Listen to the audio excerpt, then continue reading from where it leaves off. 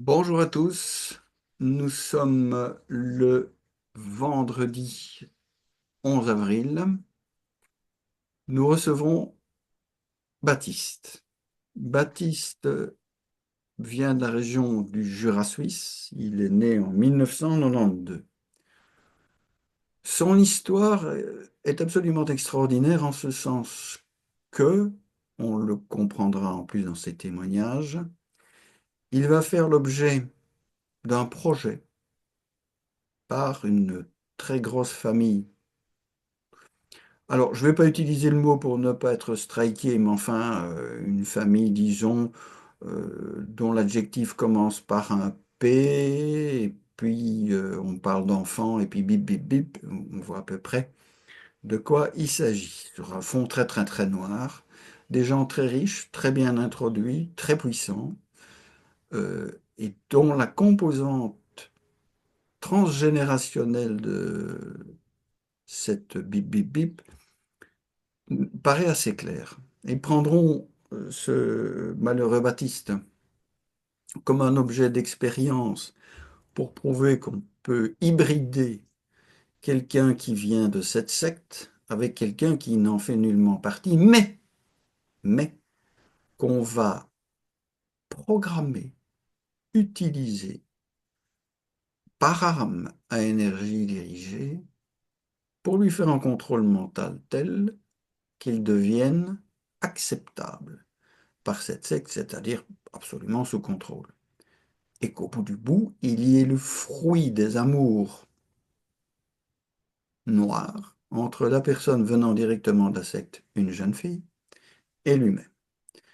Voilà le projet qui avait été concocté par cette charmante mafia que nous rencontrons très régulièrement. Bon, ici, il n'a pas été question vraiment de franc-maçonnerie, mais c'est pas parce qu'on n'en a pas entendu parler, je crois que tout ça est mêlé. Que ça soit de la franc-maçonnerie et des sectes de type bip bip bip, il y en a pas mal. Et aux États-Unis, ça fourmille chez les survivants de rituels sataniques, puisqu'on peut prononcer comme ça le mot en dehors. Bien. Malheureusement, si j'ose dire pour la secte, ça ne se passera pas comme ça parce que Baptiste est un homme bien et qu'il ne cédera pas tout jeune à ce projet. Évidemment, la secte ne va pas lâcher la prise comme ça.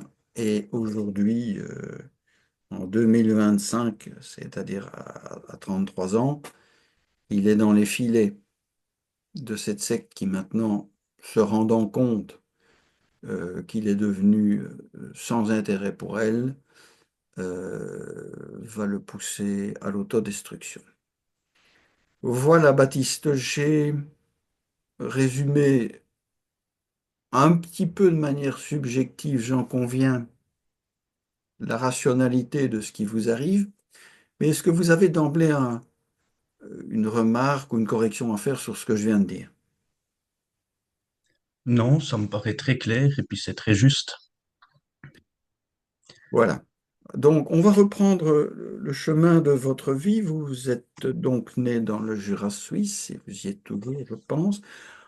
Il est important de noter que le Jura suisse n'est quand même pas très loin de Genève, qui n'est pas très loin de Grenoble, et que dans l'ensemble des interviews que j'ai faites, ce sont des endroits extrêmement dangereux, très satanisés, très scientifisés, très mondialisé.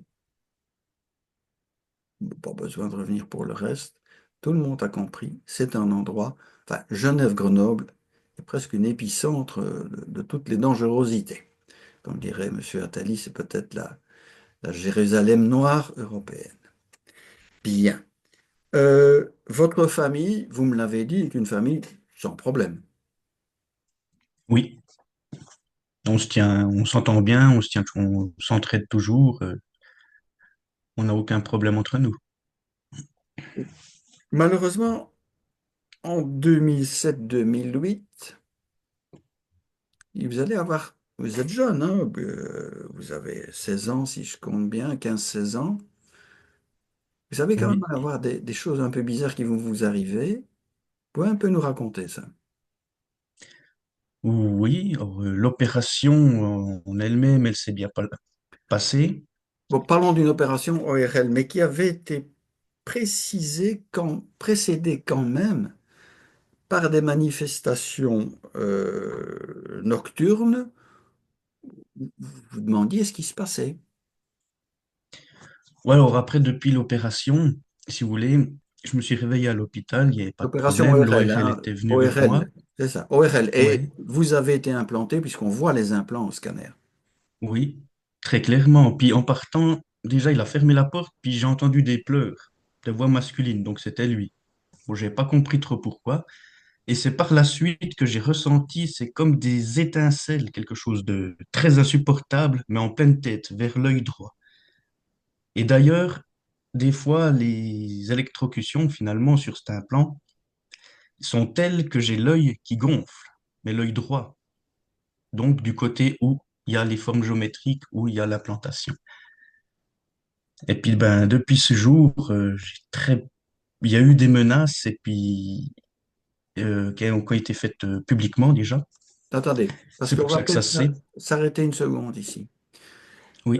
Ce monsieur qui vous a implanté, on peut donner son nom, c'est un ORL dont on voit bien qu'il a été terriblement menacé, puisque vous racontez qu'il pleure derrière la porte. Il n'a pas fait ça de son plein gré, mais opportunément Mhm. pour mourir d'un cancer. En plus, ça permet d'éviter des questions gênantes. Exactement. Voilà. Yves Roner, le docteur, Voilà. l'ORL. Voilà. Donc, ce monsieur a été donc soumis à un chantage terrifiant Très et, certainement, oui. et puis il a été liquidé.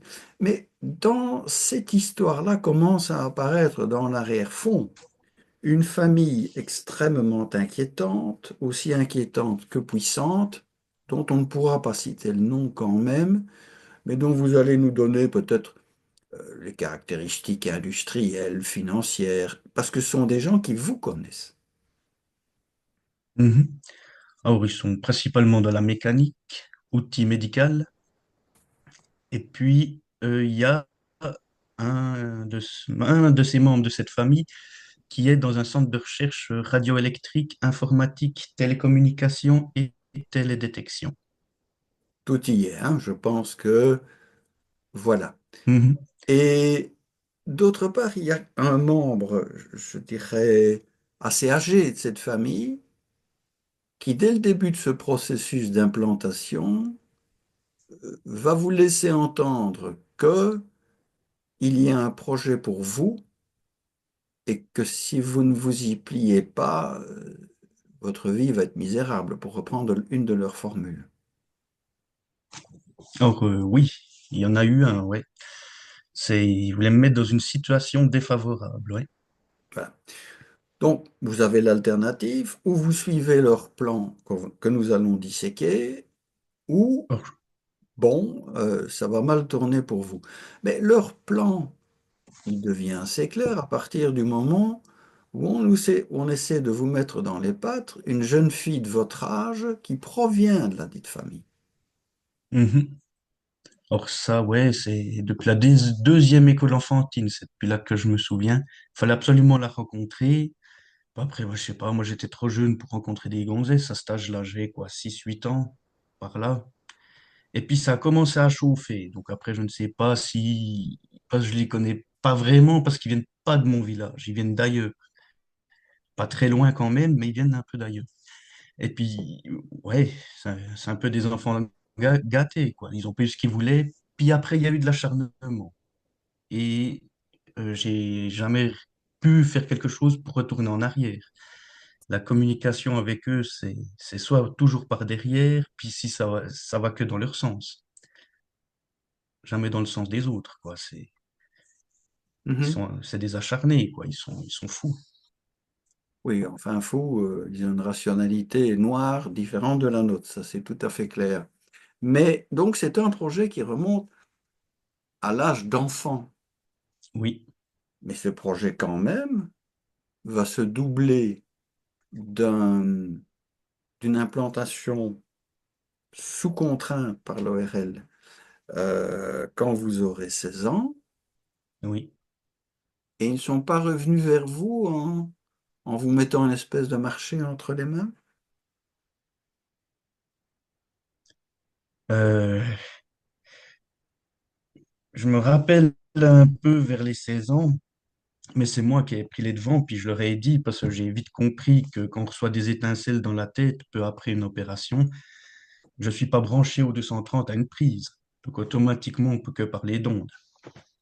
Puis j'avais dit au mot près, vous êtes qu'une bande d'enfants gâtés, vous faites que des conneries, vous cachez derrière des entreprises. Maintenant, vous arrêtez les frais, vous prenez rendez-vous avec l'ORL, vous payez l'opération, vous m'enlevez ça, puis on n'en parle plus. Et surtout, vous me laissez tranquille.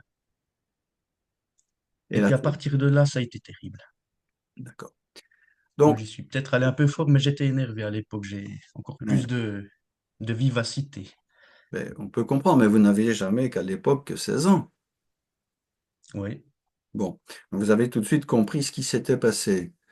Euh, Mhm. je rappelle que nous ne sommes à ce moment-là qu'en 2008 et que le phénomène des armes à énergie dirigée est quand même beaucoup moins connu qu'il ne l'est 17 ans plus tard. Donc vous l'avez Mhm. compris, et c'est tout à fait remarquable. Mais on voit bien qu'il y a eu chez eux une inflexion de on ne peut pas prendre le gamin quand il avait 6 ans, on va essayer de l'amener à autre chose par d'autres méthodes une La dizaine d'années plus, contrainte, oui. une dizaine d'années plus tard.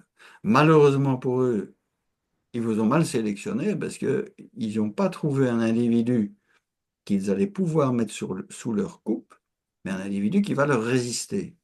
Et vous allez le payer très cher. Énormément cher, oui. Non, ils arrivent me rendre amnésique, quoi. Puis des fois, je suis dans des états tout blancs, meurtris, puis j'ai du mal à réfléchir, j'ai même du mal à communiquer. À part dire salut, ça va, oui, bien et toi, puis fin de la discussion, des fois, j'étais dans des états assez catastrophiques, quoi. Et puis ça a Oui. duré jusqu'à maintenant, puis c'est pas encore fini. Non. Et puis, espèce, pas d'intervalle libre parce qu'ils ne vont jamais vous laisser tranquille.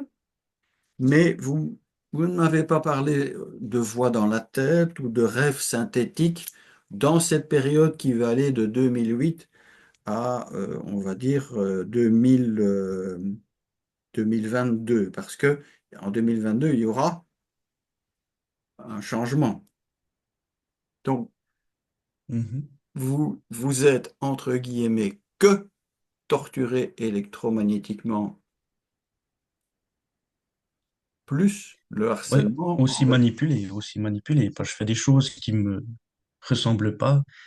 Après, selon un appareil, je peux vous le dire, c'est un K18. C'est un appareil de contre-espionnage et que ça, on peut mesurer les radiofréquences et puis le GS. GS, c'est un traceur. GPS, par exemple, satellite. Et ben, et ben, j'ai un traceur et quelque chose qui correspond à de la radiofréquence dans la tête, ouais. Ça, c'est prouvé par mes soins. C'est une certitude. Tout à fait. Donc après, voilà. Est-ce que je peux entendre? Je ne sais pas, parce que j'ai tendance toujours à perdre la mémoire. Et puis, si on se fait tracer la tête avec un satellite, moi, je pense pas qu'on arrive à entendre ou tout simplement se rappeler, parce que les puissances doivent être assez puissantes pour avoir de l'amnésie. Mhm. Mais c'est très, très intéressant parce qu'il faudra quand même repréciser que vous avez été implanté une première fois par cet ORL. Et puis Mhm. après, vous m'avez quand même raconté qu'une bonne dizaine d'années plus tard, vous allez de nouveau vivre 2 jours, vous vous demandez ce qui se passe, vous êtes groggy, vous êtes dans un appartement où on ne se cache pas pour vous montrer qu'on entre comme dans un moulin. Donc ça, c'est toujours les services secrets suisses. Et vous allez quand même avoir l'impression qu'on vous a rajouté des implants ensuite. Or, on m'en a rajouté un par la suite, ouais. Ça s'est passé une nuit. Le seul truc que je me rappelle, c'est le lendemain matin, j'avais la tête un peu comment dire ça, un peu étourdi, et avec des effets débilitants, donc confus, embrouillé. Et puis j'avais mal au bras droit, plutôt sur le biceps. Et puis, ben justement, c'est un peu plus tard, j'ai eu cet appareil, le K18, et j'ai vu que j'ai aussi encore une radiofréquence dans le bras. Donc, il y a eu une deuxième implantation sans consentement. Tout à fait. Donc, c'est important parce que il semble que la première implantation faisait partie de leur plan et qu'ils pensaient qu'ils allaient pouvoir vous manipuler et vous mettre dans leur système. Hein. Question Mhm. d'hybridation entre cette jeune fille et vous. Et comme vous n'êtes pas d'accord, là, ça va tourner mal. Euh, le but, semble-t-il, des attaques ensuite, c'est de s'attaquer à votre mémoire récente. C'est-à-dire que, au fond, c'est du MK Ultra en ce sens que les attaques vont avoir pour conséquence que votre mémoire récente disparaît. C'est exactement Ouais, l'équivalent d'un mur amnésique. Et donc, le but, au fond, au départ, était de faire de vous un individu sous MK Ultra pour vous mettre dans la secte bip bip bip, et ça n'a pas marché. En conséquence, ils vont attendre quelques années pour vous réimplanter, mais cette fois-ci, le but n'est plus du tout de vous zombifier, vous mettre en contrôle MK Ultra, mais c'est de vous tuer. certainement, oui. Non, certainement, parce que là, je comprends pas la deuxième, quoi. La première, elle doit marcher très bien. Et puis en plus, à enlever, je peux pas le faire moi-même. La deuxième implantation, je pourrais essayer au pire. Mais si c'est pour avoir toujours l'autre, ça sert à rien, quoi.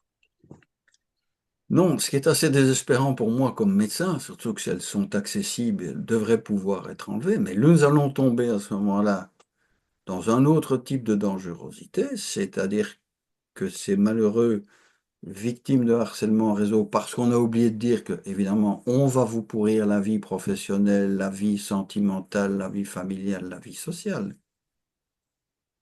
Mhm. Ah oui, ça, c'est... Il y a tout qui part en live, quoi. Oui, un Familial, peu. ça va encore, mais après professionnel, c'est la catastrophe. Faut expliquer pourquoi c'est Euh, la catastrophe. ben, par exemple, le dernier métier que j'ai eu, ben, j'étais carreleur, mais je me faisais harceler pendant le boulot. Puis après, ben, évidemment, quand on se fait harceler, on a des effets débilitants, donc des états confus, embrouillés. Puis on ne sait plus trop ce qu'on fait, on réfléchit moins vite, on travaille moins vite, et puis au bout du compte, à un moment donné, on n'est plus rentable. Donc voilà. Puis le pire, c'est qu'à chaque fois que je me suis pas fait vraiment virer. C'est comme si je me fais téléguider, puis je quitte mon boulot, puis je vais ailleurs. Après, ben, ça fait abandon de poste, et puis ben, voilà. Hmm. On est quand même dans du Ça a contrôle. souvent été comme Oui. ça. On est quand même dans du contrôle mental, malheureusement, assez profond déjà. Hein. C'était le but qu'il poursuivait Mhm. avec vous dès le départ. Hein. Dès le départ. Ici, ils vont l'utiliser à des fins d'autodestruction. Racontez-nous aussi un petit peu vos rapports avec les flics, parce qu'évidemment, il y a toujours un moment où on croit Ouais. qu'aller se plaindre chez les flics, c'est une bonne idée. Mhm. Oh, ben justement, la première fois, je suis allé au poste de commissariat. Et puis, en arrivant au poste, ben, il y avait déjà quelqu'un qui parlait déjà de l'histoire avant même que j'en ai parlé à qui que ce soit. Parce qu'évidemment, vu que j'ai un traceur, ils connaissent ma position et ils arrivent à entendre ce qui se passe un peu autour de moi. Donc, ben, après, ben, j'ai plus trop de souvenirs. J'ai du mal à me souvenir de qu'est-ce que j'ai dit à la police déjà. Et puis bon, ben, ça n'a pas dû donner cours, en fait. Je suis rentré chez moi, il n'y a pas eu de souci. Mais après, je suis rallé un petit peu j'ai fait des scanners, finalement. C'est depuis là que j'ai les images.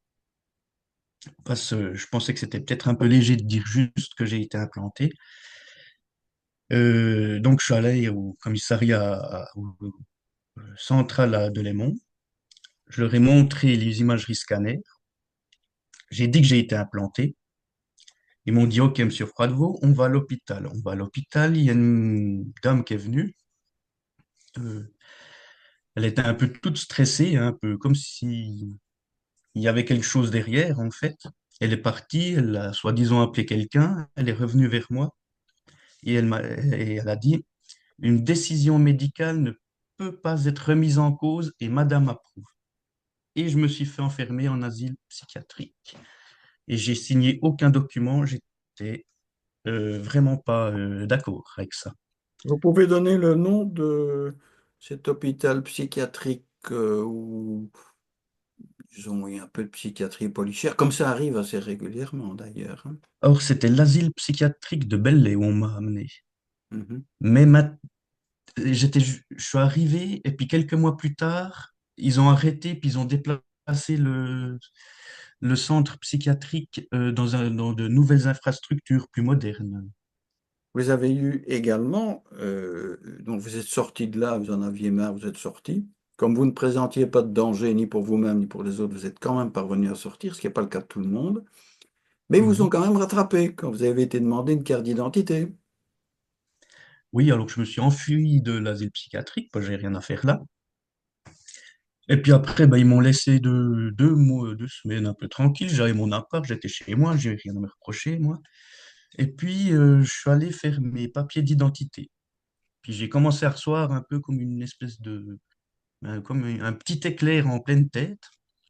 Après, je suis entré dans le bâtiment administratif. Je suis allé vers les dames. Là. Je leur ai dit, il faut que je fasse une photo pour ma carte d'identité. Il n'y avait pas de souci. Je suis allé faire ma photo. En revenant, il y avait la police qui était là. Et puis, ils m'ont dit, bah, vous êtes en état d'arrestation. Puis moi, je leur ai dit, bon, ben, avant, moi, je paye déjà mes papiers d'identité. Après, ça fait, oh, bon, ben, voilà. J'ai payé, puis après, ils m'ont ramené à l'asile psychiatrique. Il y a eu des docteurs autour de moi, puis moi, je leur ai dit, mais vous faites ce que vous voulez, tout ce que j'ai dit. Et puis, quand je lis votre rapport, c'est déjà tout, comment dire, confus, c'est pas ce que j'ai dit, c'est tout a été changé. Si je suis schizophrène, c'est votre problème. Moi, je sais que j'y suis pas, j'ai rien à faire là, vous me laissez tranquille. Et puis maintenant, prenez votre décision. Et puis, bah, ils ont parlé un moment, et puis après, Monsieur Froidevaux, bah, vous pouvez partir. Et puis, ben, voilà. Et puis, ouais, il y avait aussi un truc, il y avait quelqu'un de- du ministère public qui était juge suppléante, puis qui n'avait rien à faire là, puis qui était juste pendant cette période-là, qui a des thèses. Et puis, il y a anguille sous roche, quoi. Là, on profite pour dire que la magistrature est complètement infectée également, hein. Il y a tout un Alors, c'est une réseau. personne qui a un Flic, doctorat en juge et sciences. psy, hein. Alors, les juges, c'est pas les juges ni les procureurs, c'était elle. Elle donne des cours de droit à une autre place. Elle n'est pas juge, elle n'est ni procureur. Mais mystérieusement, à cette époque-là, elle y était. Et puis ça, c'est une membre de cette famille, en fait. Voilà. Donc, on voit les ramifications terribles de cette famille chez les flics, bon, enfin, disons, ministère de l'Intérieur, hein, parce que la Suisse, contrairement à ce qu'on pourrait croire, c'est loin des belles montagnes blanches et du Toblerone. C'est un endroit beaucoup plus sinistre qu'il n'y paraît, plus feutré, mais aussi sinistre. Donc, on voit les relations entre l'ingénierie de haut vol dont vous avez parlé en début d'émission, les flics, la psychiatrie, l'ORL, la médecine. On voit qu'on a affaire à une organisation qui dépasse le cadre de cette famille. Je maintiens ce que j'ai dit. Il s'agit bien là d'un réseau bip bip bip. Et vous êtes dedans. Mais à partir du moment où vous ne voulez pas euh, entrer dans leur projet, on voit qu'ils vous attaquent le cerveau pour vous empêcher de vous souvenir. Vous êtes quand même sous MK ultra pas complet puisque vous vous doutez bien qu'il y a des souvenirs qui vous ont été enlevés. Est-ce que vous pourriez nous dire aujourd'hui, quelle est votre vie? Bon, vous m'avez fait part de détails intimes, mais qui sont, je dirais, malheureusement présents chez beaucoup de victimes. Vous raconterez ce que vous voudrez, mais que les auditeurs sachent ce que c'est que une journée de Baptiste, un peu à la Solzhenitsyn, donc quand vous vous levez, comment ça se passe. Alors, généralement, le matin, je me lève et puis, je sais pas, c'est comme si je suis à moitié endormi, puis je suis toujours aux mêmes places, et je suis sur mon attel ouais, sans trop savoir ce que je fais finalement. Ça peut être n'importe quoi, regarder des trucs, être sur un petit jeu, quoi, mais je me souviens même pas de ce que j'ai fait, quoi. Donc, il m'occupe le matin, puis après, au bout d'une heure, une certaine heure, je dirais vers les 10h30, 11h, là, je suis tranquille parce qu'ils savent que je vais rien faire. Parce que si je me lève le matin, généralement, je vais essayer de partir quelque part, essayer de faire quelque chose, quoi. Parce que c'est comme si j'étais enfermé, en fait, dans ma propre tête. Puis c'est eux qui dirigent, c'est même pas moi. Puis voilà, quoi. Bon, après, ces temps-ci, ça va un peu mieux. Il fut un temps où c'était chaque jour la même chose, et puis je pouvais jamais rien faire pour contrer le truc. Genre, bah, le matin, c'était limite si je jouais pas au cerceau sur un balcon, par exemple. L'après-midi, j'étais un peu tranquille. Et puis, à partir d'une certaine heure, j'allais toujours à un bar, puis tirer des bières. Mais tout le temps à la même heure. Et puis, même si je voulais pas y aller, j'y étais quand même, quoi. Puis plus je résistais, plus j'ai des amnésies, en fait. Ça, c'était une des pires époques, mais ça a duré pendant un bon moment. D'ailleurs, j'ai même perdu 7 kilos. Il y a, il y a eu des sacrés effets, quoi.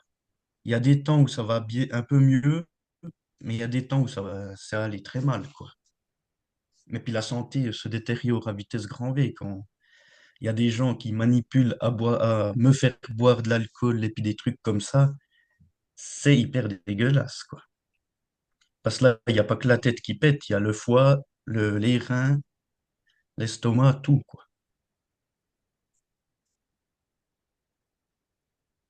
Et puis en plus, là, ces derniers temps, ben, ils m'ont mis à l'assurance invalidité. Bon, l'été dernier, ils ont réussi à créer une automutilation. J'ai eu 2 hernies plus le ligament de la jambe gauche, donc j'ai pas fait grand-chose. Et puis ben, cette année-là, ça va quand même un peu mieux sur ce côté-là, quoi. Mais quand vous avez 2 hernies, puis on vous charge le corps en énergie, je peux vous dire ça va, ça fait très mal. Ça réveille toutes les hernies, puis c'est affreux. Mais c'est assez pervers aussi, il faut dire. Parce que quand je suis entouré, généralement ça va. C'est surtout quand je suis isolé. Soit ils font en sorte de m'isoler, ou soit quand je suis seul, c'est là qu'il peut se passer des choses. Vous avez des voix dans la tête? Oui. Pardon? Vous avez des voix dans la tête? Mais il me semble pas que j'entends des voix, en fait. Il Des me rêves, semble pas. Des fois, j'ai du mal à entendre. c'est Oui. ça. Est-ce que vous avez des rêves synthétiques, des rêves dont vous voyez bien qu'ils ont été créés et qui ne vous correspondent en rien dans votre expérience de vie? Oh, j'ai pas le souvenir d'avoir ça en mémoire. Mhm. Oui, mais là aussi, Peut-être, ou j'ai oublié, c'est peut-être. ça, parce que comme ils sont capables visiblement de vous faire des barrières amnésiques importantes, vous n'êtes pas nécessairement possibilité de dire s'ils le font ou s'ils ne font pas. Par contre, vous m'avez envoyé des photos où on voit des brûlures circulaires assez claires. Oui, sur la tête principalement. Il n'y a que là. Puis j'en ai un peu partout. Ces derniers temps, il y a eu des fortes agressions, mais pendant la nuit.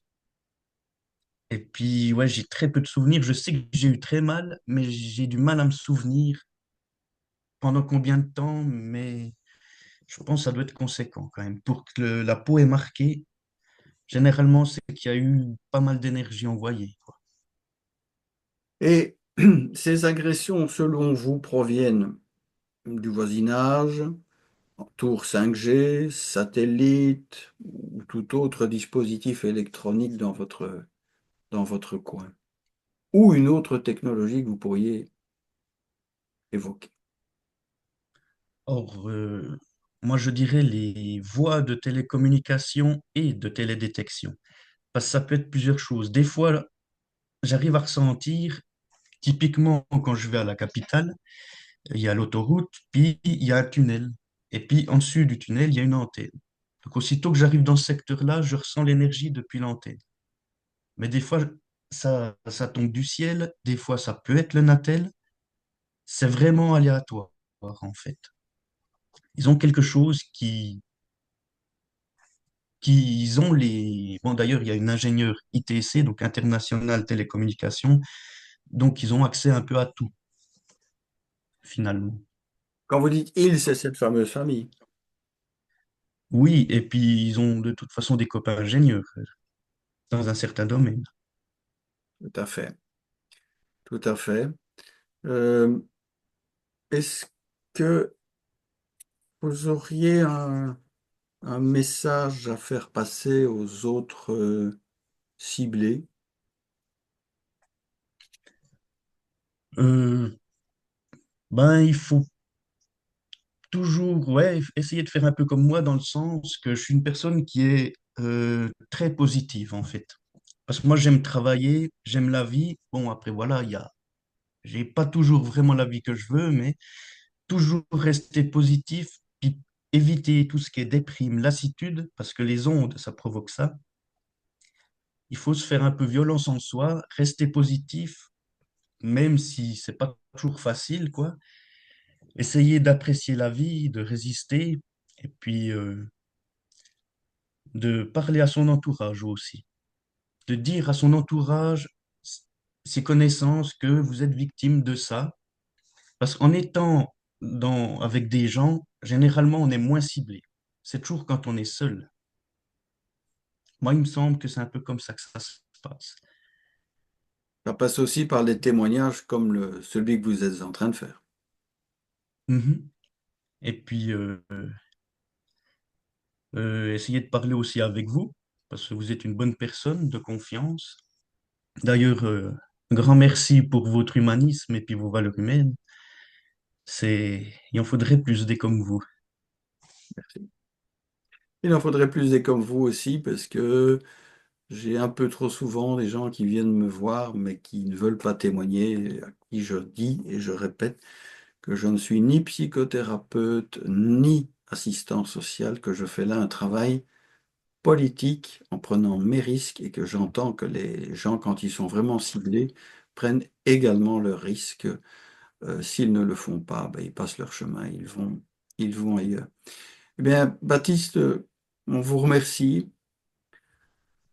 On De rien. vous transmet, je dirais, au nom de toutes les victimes, et j'en profite pour citer toujours un peu les mêmes, Fabrice, Régis, que je connais un peu plus personnellement, ou je vais en reciter quelques-uns, comme Franck Coustet, comme Bogena, comme Frédéric Laroche, bien entendu, Hélène Pelos, Sylvie, qui a témoigné également en citant des tas de noms, et j'invite